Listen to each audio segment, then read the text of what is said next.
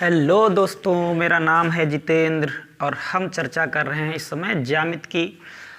आज हमारा अगला टॉपिक होगा ज्यामिति में ज्यामिति, जिसको इंग्लिश में ज्योमेट्री कहते हैं। और ज्योमेट्री में आज हमारा टॉपिक होगा त्रिभुज। त्रिभुज और त्रिभुज को दोस्तों इंग्लिश में कहते हैं ट्रायंगल। ठीक है, तो मैं आपको बता दूं कि सबसे पहले तो त्रिभुज होता क्या है। ट्रायंगल दोस्तों तीन रेखाखंडों द्वारा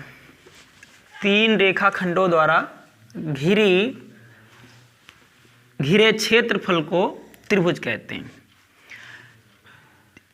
ए बी ये एक रेखाखंड हुआ, बी सी ये दूसरा रेखाखंड हुआ और सी ए ये तीसरा रेखाखंड।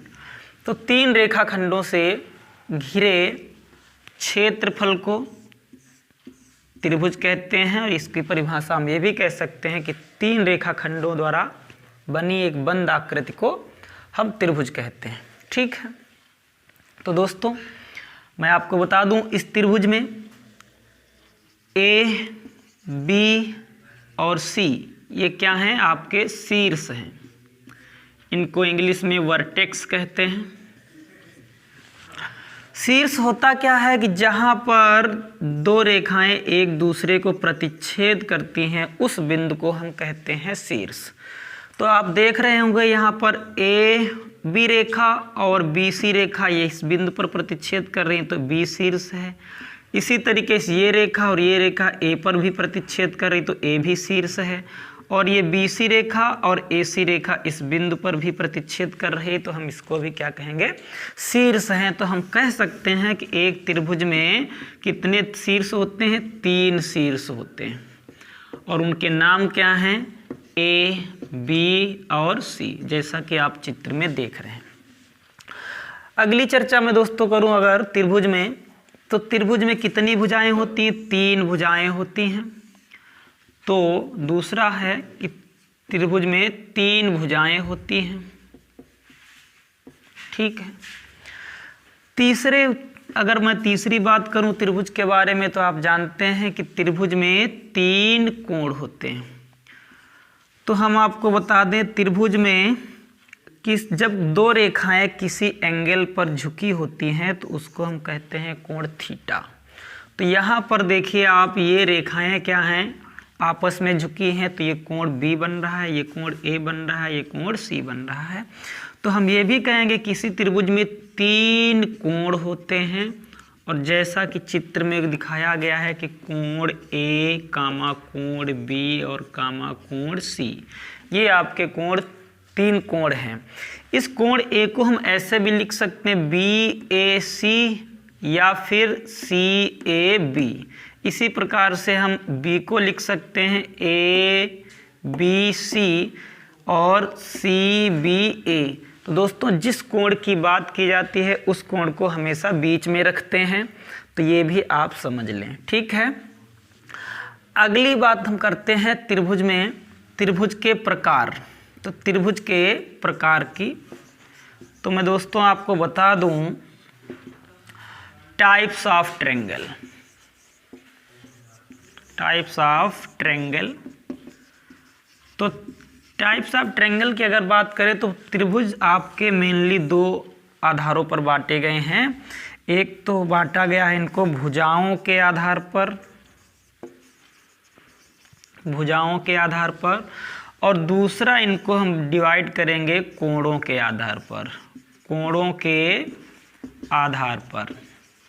ठीक है, इसको कहेंगे on the basis of side, on the basis of side, और इसको कहेंगे on the basis of angle. ठीक है दोस्तों,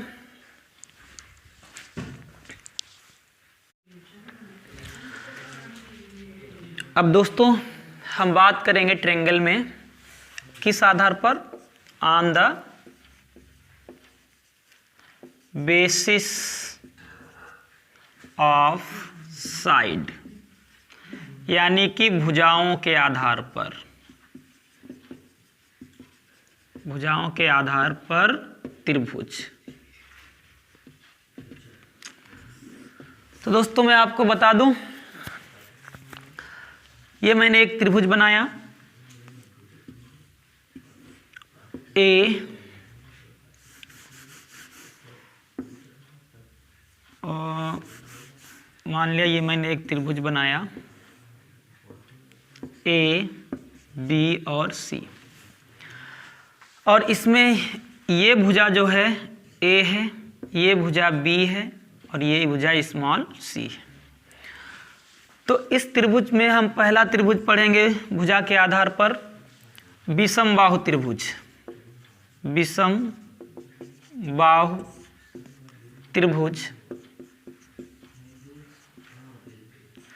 दोस्तों ये त्रिभुज का सिंबल है, चिन्ह है, जिसको हम डेल्टा के रूप में प्रदर्शित करते हैं। तो विषम बाहु त्रिभुज, तो विषम बाहु त्रिभुज को इंग्लिश में स्केलियन ट्रायंगल कहते हैं, स्केलियन ट्रायंगल। ये कैसा ट्रायंगल होता है? तो विषम बाहु त्रिभुज में मैं आपको बता दूं, जिस त्रिभुज की तीनों भुजाएं अलग अलग हों, यानी कि तीन भुजाओं में से यदि कोई भी भुजा सेम नहीं है तो हम ऐसे में कहेंगे कि वो त्रिभुज कैसा है, विषम बाहु त्रिभुज है। यानी कि एक ऐसा त्रिभुज जिसकी तीनों भुजाएं अलग अलग हों, उनकी मापें अलग अलग हों, तो उनका अगर मान भुजाओं का एक जैसा नहीं है किसी भी दो भुजाओं का, तो हम कहेंगे वो एक विषम बाहु त्रिभुज है, यानी कि स्केलियन ट्रायंगल है। जैसा कि आपको दिख रहा है त्रिभुज ए, बी और सी, जिसमें इस ए बी भुजा की लंबाई स्मॉल ए है, बी सी भुजा की लंबाई स्मॉल बी है और ए सी भुजा की लंबाई स्मॉल सी है। तो यहाँ पर देख रहे हैं तीनों भुजाएं अलग अलग हैं, तो ये त्रिभुज कैसा है? आपका विषम बाहु त्रिभुज स्केलियन ट्रायंगल है। तो यहाँ पर हम अगर देखें कि ए बी भुजा बराबर नहीं है किसके? बी सी भुजा के बराबर नहीं है किसके? ए सी भुजा के, और ये हमने कट का निशान लगा दिया, इसका मतलब है बराबर नहीं है, कि ए बी बराबर नहीं है बी सी बराबर नहीं है ए सी। तो मैं एक बात दोस्तों यहाँ पर स्टार बनाकर आपको लिख बता दूं कि यदि त्रिभुज एक ऐसा त्रिभुज जिसकी तीनों भुजाएं अलग अलग हैं, तो मैं आपको बता दूं उस त्रिभुज के तीनों कोण भी क्या होंगे? अलग अलग ही होंगे। इस कोण की माप अलग होगी, इस कोण की माप अलग होगी और इस कोण की माप अलग होगी।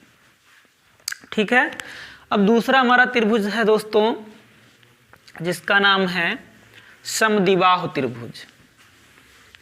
अब उस पर चर्चा करेंगे। समद्विबाहु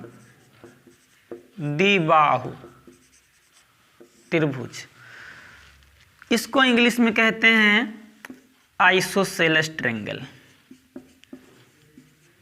आइसोसेलेस ट्रायंगल। तो ये क्या होता है? एक ऐसा त्रिभुज जिसकी दो भुजाएं बराबर हो, दो भुजाएं बराबर हों,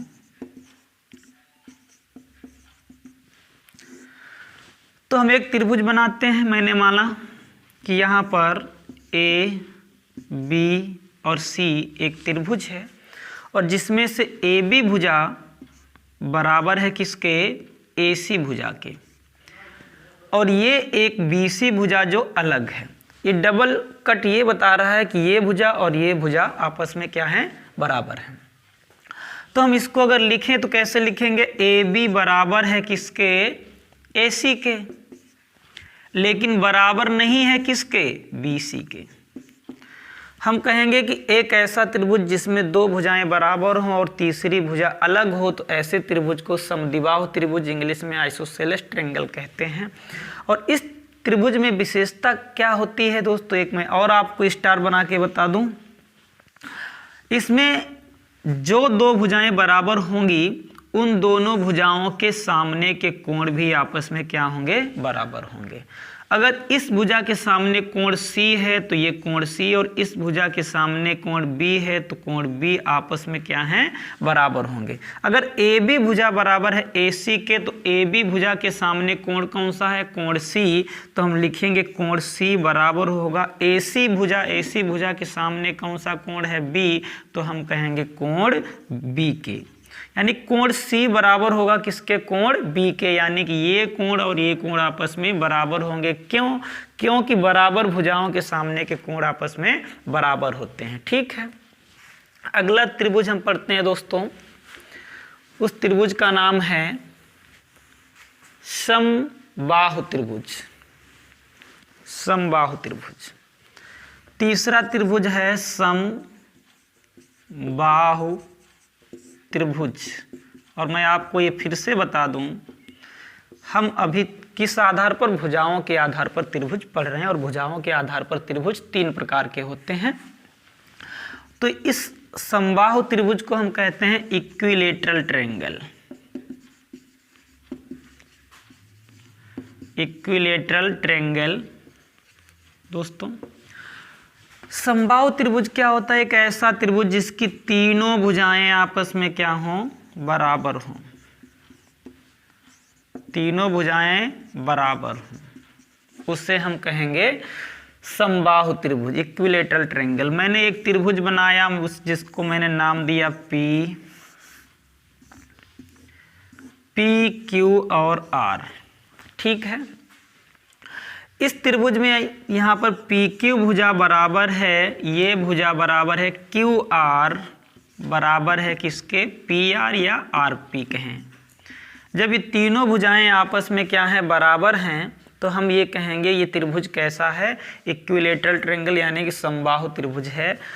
तो यहाँ पर ये भुजा और ये भुजा तीनों आपस में बराबर हैं। यदि इस भुजा का मान x है तो ये भी x होगी और ये भी x होगी। तो ऐसे त्रिभुज को हम समबाहु त्रिभुज कहते हैं, इक्विलेटरल ट्रायंगल कहते हैं। इस त्रिभुज की एक और विशेषता आपको याद रखनी है कि जब इस त्रिभुज की तीनों भुजाएं बराबर हैं तो इसमें से हम कहेंगे तीनों कोण भी आपस में क्या होंगे, बराबर होंगे। और जब तीनों कोण दोस्तों, तीनों कोणों का योग हमको पता होता है कितना होता है त्रिभुज में 180, और जब तीनों कोण बराबर होंगे तो इसको हम 3 से डिवाइड कर देंगे तो एक कोण कितने का बचेगा, 60 का। तो हम ये कह सकते हैं, स्टार बना करके लिखिएगा कि एक समबाहु त्रिभुज में प्रत्येक कोण जो होता है वो कितने का होता है, प्रत्येक कोण 60 डिग्री का होता है। ठीक है, तो ये आपके रहे भुजाओं के आधार पर त्रिभुज, और हर त्रिभुज की हमने आपको विशेषता बताई।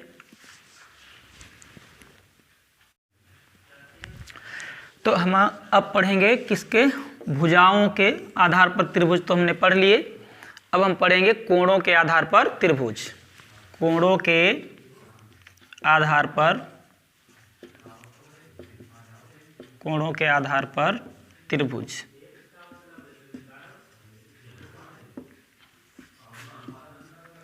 इंग्लिश में कहते हैं on the basis of angle.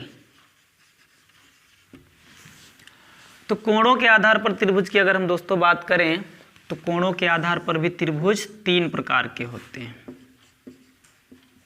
3 प्रकार के।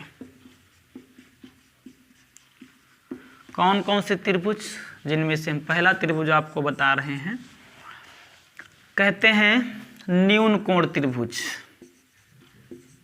न्यून कोण त्रिभुज, इंग्लिश में इसको कहते हैं acute angle triangle. Acute angle triangle. तो दोस्तों मैं आपको बता दूं, एक ऐसा त्रिभुज, क्योंकि हम कोणों के आधार पर पढ़ रहे हैं तो इसलिए आपको कोण पर फोकस करना है। एक ऐसा त्रिभुज जिसका एक कोण क्या हो, न्यून कोण हो। और न्यून कोण का मतलब है कि उस न्यून कोण उसे कहेंगे जिसका मान 0 से अधिक हो और 90 से कम हो। तो न्यून कोण त्रिभुज कौन सा त्रिभुज होगा? जिसका प्रत्येक कोण का मतलब तीनों कोण 90 से कम हो और 0 से अधिक हो, तो ऐसे त्रिभुज को हम कहेंगे न्यून कोण त्रिभुज। तो अगर हम यहाँ पर देखें कि ये त्रिभुज मान लिया ए, बी और सी है, ये इस त्रिभुज में कोण ए का मान है अगर 80, तो कोण बी का यदि हम मान लें 20, यहाँ पर 30 लिख लेते हैं। ठीक है, तो अब ये कोण कितना बचा? 8 3 11, तो ये हो गया, तो आपका ये बचा 70। ठीक है, तो हम कहेंगे ये आपके कोण जो है, प्रत्येक कोण क्या है? 0 से अधिक है और 90 से कम है, तो इस त्रिभुज को हम कहेंगे एक ये न्यून कोण त्रिभुज है। यानी कि त्रिभुज ABC जो है वो कैसा त्रिभुज है? वो न्यून कोण त्रिभुज है। क्यों है? क्योंकि इसका प्रत्येक कोण एक न्यून कोण है। ठीक है, आगे अगर हम बात करें दूसरे प्रकार के त्रिभुज की, तो वो कैसा त्रिभुज होता है? उस त्रिभुज का नाम है समकोण त्रिभुज। दूसरे प्रकार का त्रिभुज है समकोण त्रिभुज। दोस्तों, समकोण त्रिभुज को इंग्लिश में कहते हैं right angle triangle. Right angle triangle. Right angle triangle क्या होता है? एक ऐसा त्रिभुज जिसमें से एक कोण की माप कितनी होनी चाहिए? 90 डिग्री। एक ऐसा त्रिभुज जिसमें एक कोण की माप 90 डिग्री हो, तो इस प्रकार के त्रिभुज को हम राइट एंगल ट्रायंगल कहते हैं।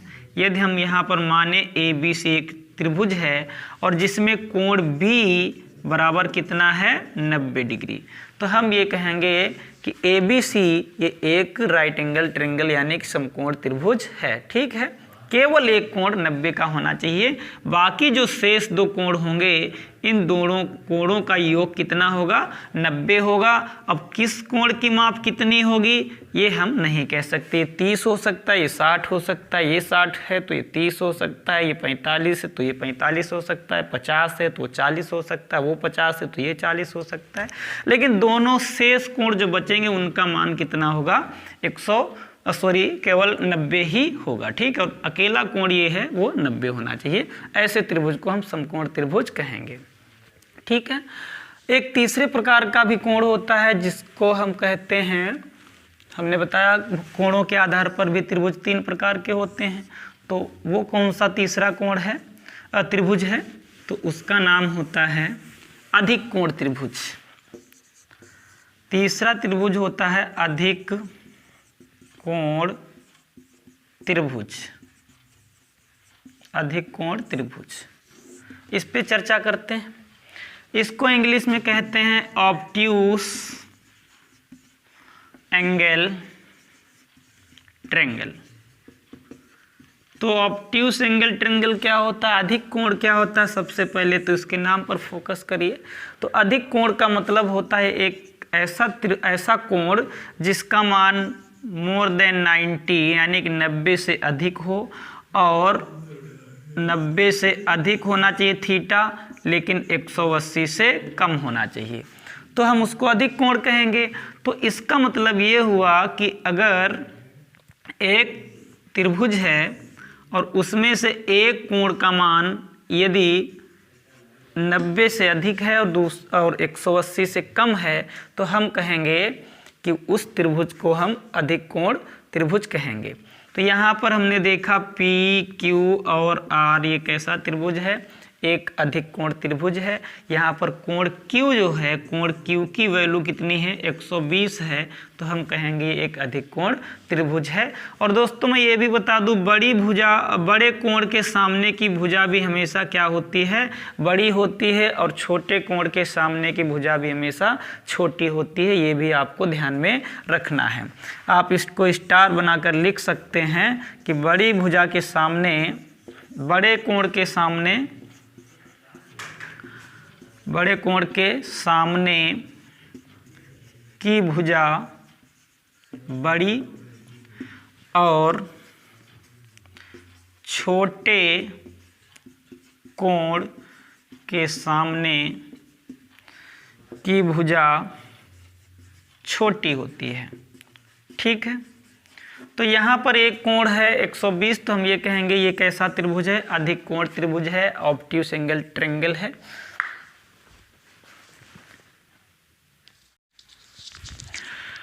अब हम पढ़ेंगे त्रिभुज की प्रॉपर्टीज के बारे में। त्रिभुज के कुछ गुण होते हैं। अगला पॉइंट हमारा रहेगा तीसरा पॉइंट, त्रिभुज के गुण। त्रिभुज के गुण, इंग्लिश में इसको कहेंगे प्रॉपर्टीज ऑफ ट्रायंगल। तो दोस्तों, त्रिभुज के गुणों की अगर बात करें तो क्या क्या गुण होंगे?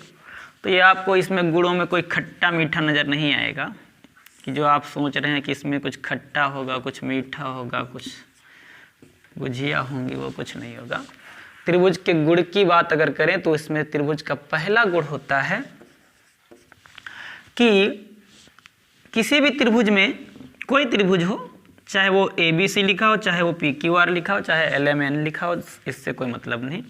तो किसी भी त्रिभुज में उसके अंतः कोणों का योग, तीनों अंतः कोणों का योग 180 डिग्री होता है। तो पहला पॉइंट ये, आप गुण को आपको याद ही करना पड़ेगा, ये एक प्रमेय के तरीके से। तो पहला गुण है किसी भी त्रिभुज में उसके तीनों अंतः कोणों का योग, अंतः कोणों का योग 180 डिग्री होता है। समझ पा रहे हैं मैं क्या कह रहा हूँ? मैंने माना कि कोण त्रिभुज AB और C है, इसके अंतः कोण AB और C हैं, तो हम कहना ये चाहते हैं कि कोण A प्लस कोण B प्लस कोण C अगर जोड़ा जाए तो हमेशा कितना रहेगा? 180 डिग्री रहेगा। ये त्रिभुज का पहला गुण आपको याद करना है। त्रिभुज के अगर दूसरे गुण की मैं बात करूं तो त्रिभुज का एक दूसरा गुण होता है, यदि एक कोई त्रिभुज दिया है और उस त्रिभुज में किन्हीं दो भुजाओं का योग, किन्हीं दो भुजाओं का योग सदैव, सदैव मैंने लिखा यानी हमेशा, सदैव तीसरी भुजा से बड़ा होगा। अरे ये क्या कहते हैं सर? ये कह रहे हैं कि किन्हीं दो भुजाओं का योग सदैव तीसरी भुजा से बड़ा होगा। मेरा कहने का मतलब है, अगर हम एक त्रिभुज तभी बना पाएंगे कि जब उसमें से दो भुजाओं को आपस में जोड़ा जाए और उनका योग करें, जोड़ें, तो वो तीसरी भुजा से अगर बड़ा है तभी त्रिभुज बन पाएगा, अन्यथा त्रिभुज नहीं बन पाएगा। फिर से रिपीट करते हैं कि किसी त्रिभुज को हम तभी बना सकते हैं जब उसमें से किन्हीं दो भुजाओं का योग तीसरी भुजा से बड़ा होगा, तभी त्रिभुज बनेगा। अगर हम त्रिभुज A, B और C में बात करें तो यहाँ पर देखा जाए कि AB भुजा प्लस BC भुजा, अगर इन दोनों को जोड़ दिया जाए तो इनका योग बड़ा होना चाहिए किससे? AC भुजा से। इसी प्रकार से अगर हम BC भुजा और AC भुजा को जोड़ दें, BC भुजा प्लस AC भुजा को जोड़ दें तो इनका योग हमेशा बड़ा होना चाहिए किससे? AB भुजा से।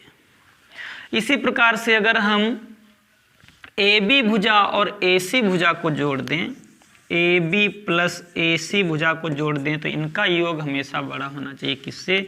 BC भुजा से। ठीक है दोस्तों, ठीक।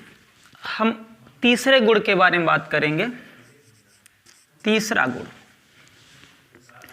कि अगर हम त्रिभुज मान लें ABC, A, B और C एक त्रिभुज मान लें और इस त्रिभुज में हम एक गुण पढ़ेंगे तीसरा, वो क्या है त्रिभुज का? किसी भी त्रिभुज में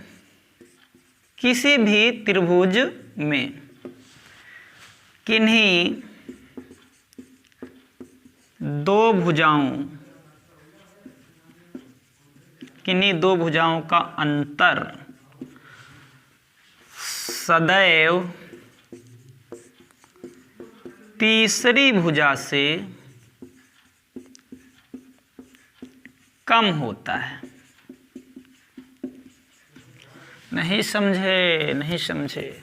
किसी भी त्रिभुज में किन्हीं दो भुजाओं का अंतर सदैव तीसरी भुजा से कम होता है। तो मैं कहना ये चाहता हूं कि यदि हम मान ले ए बी भुजा, ये जो दिख रही है ए बी भुजा, और ये है बी सी भुजा, ए बी भुजा और बी सी भुजा का अंतर निकालें। ये भैया माइनस नहीं है, ये अंतर है, डिफरेंस का साइन है। इसका मतलब बड़ी भुजा ए बी भी हो सकती है और बी सी भी हो सकती है। इनमें से जो बड़ी भुजा होगी उसमें से हम छोटी भुजा घटाएंगे, और इनका जो अंतर है वो कम होना चाहिए। किससे? तीसरी भुजा से। ए बी और बी सी, ए बी और बी सी का जो अंतर है वो ए सी से क्या होना चाहिए?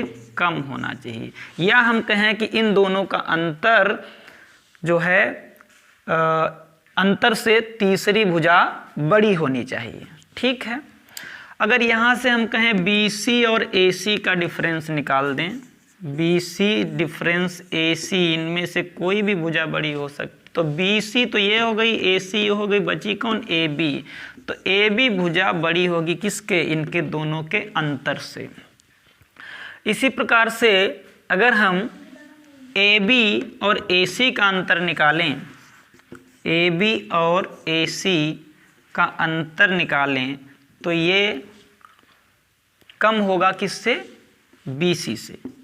तो हमारा कहने का मतलब किन्हीं दो भुजाओं का जो अंतर है वो हमेशा तीसरी भुजा से कम ही होना चाहिए, तभी वो त्रिभुज बन सकता है।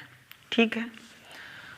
अगला पॉइंट हम बात करेंगे त्रिभुज के चौथे गुण के ऊपर। वो कौन सा है दोस्तों? देखिए,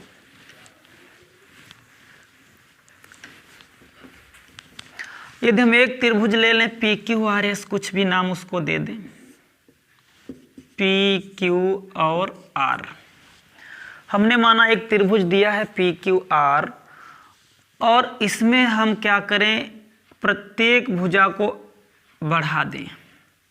इसको मैंने इधर बढ़ा दिया, इसको मैंने इधर बढ़ा दिया, और इसको मैंने इधर बढ़ा दिया। ठीक है। और यहाँ पर ये बनने वाले जो कोण हैं ये क्या है? बहिष्कोण।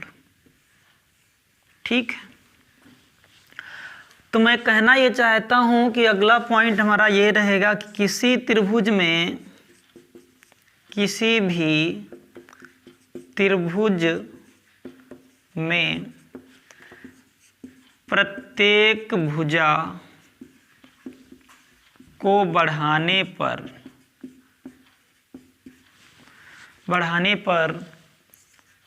बनने वाले बहिष्कोण का योग हमेशा 360 होता है। इसका क्या मतलब है? इसका मतलब ये है कि ये जो बहिष्कोण है और ये जो बहिष्कोण है और ये बहिष्कोण है, तो अगर किसी त्रिभुज में प्रत्येक भुजा को आगे बढ़ा दिया जाए तो आगे बढ़ाने के बाद में जो बनने वाले बहिष्कोण का मतलब बाहर की ओर बनने वाले जो कोण होंगे उनका योग हमेशा कितना होगा? 360 होगा। तो यहाँ पर हम कहेंगे कोण, ये हम नाम दे दें, मान लिया ए, और इसको नाम दे दें बी, और ये सी। तो हम देखेंगे यहाँ पर ए क्यू पी, कोण ए क्यू पी प्लस, मैंने क्यू को बीच में क्यों लिखा? क्योंकि जिस कोण की बात होती है उसको हम हमेशा बीच में लिखेंगे, लिखा जाता ही है वो बीच में। इसी प्रकार से सी आर क्यू, कोण सी आर क्यू प्लस, यहाँ पर देखेंगे तो बी पी आर, कोण बी पी आर बराबर कितना? 360। इसको भी आपको याद रखना है। ठीक है दोस्तों अब हमारा अगला पॉइंट है पांचवा गुण त्रिभुज का। तो पांचवा गुण क्या है मैं आपको बता दूं। लिखा हुआ है कि किसी कोण का अर्धक, किसी कोण का अर्धक सम्मुख भुजा को शेष दो भुजाओं, सम्मुख भुजा को शेष दो भुजाओं के अनुपात में, शेष दो भुजाओं के अनुपात में बांटता है। नहीं समझे सर, किसी कोण का अर्धक जो है सम्मुख भुजा को शेष दो भुजाओं के अनुपात में बांटता है, ऐसे नहीं समझ में आ रहा है। तो ऐसे समझिए त्रिभुज मैंने माना ए बी और सी, जिसमें से कोई भी आप एक कोण ले लीजिए। मैंने माना कि कोण ए है, हमने ले लिया इस कोण को, और इस कोण ए पर जो भी बनने वाला कोण है उसका अर्धक खींचिए। अर्धक का मतलब जो आधा आधा विभाजित कर रहा हो। तो मैंने यहाँ से एक अर्धक इस तरीके से AD खींचा, ये एक AD अर्धक खींचा। अब ये कोण जो है और ये कोण दोनों आपस में क्या है, बराबर हैं। क्यों? क्योंकि कोण ए का ये क्या है, अर्धक है। ठीक है, अब कुछ समझ में आ रहा है। तो ए के सम्मुख भुजा, मैंने कहा किसी कोण का अर्धक सम्मुख भुजा को, और सम्मुख का मतलब इसी कोण के सामने वाली भुजा। भुजा कौन, इस कोण के सामने भुजा कौन सी है, BC। सम्मुख भुजा को शेष दो भुजाओं, शेष दो भुजा कौन बची भाई, इसके सामने तो भुजा हो गई BC, शेष दो भुजाएं कौन सी बची, एक तो AB दूसरी AC। तो शेष दो भुजाओं के अनुपात में बांटता है। अभी नहीं समझे तो हम समझाएंगे कि हमारा कहने का मतलब है कि शेष दो भुजा कौन सी बची, AB और AC। AB बटे AC का जो अनुपात होगा शेष दो भुजाएं, यानी कि AB और AC, यही तो शेष दो भुजाएं। इसके सामने के भुजा यानी कोण के सम्मुख भुजा कौन सी थी, BC।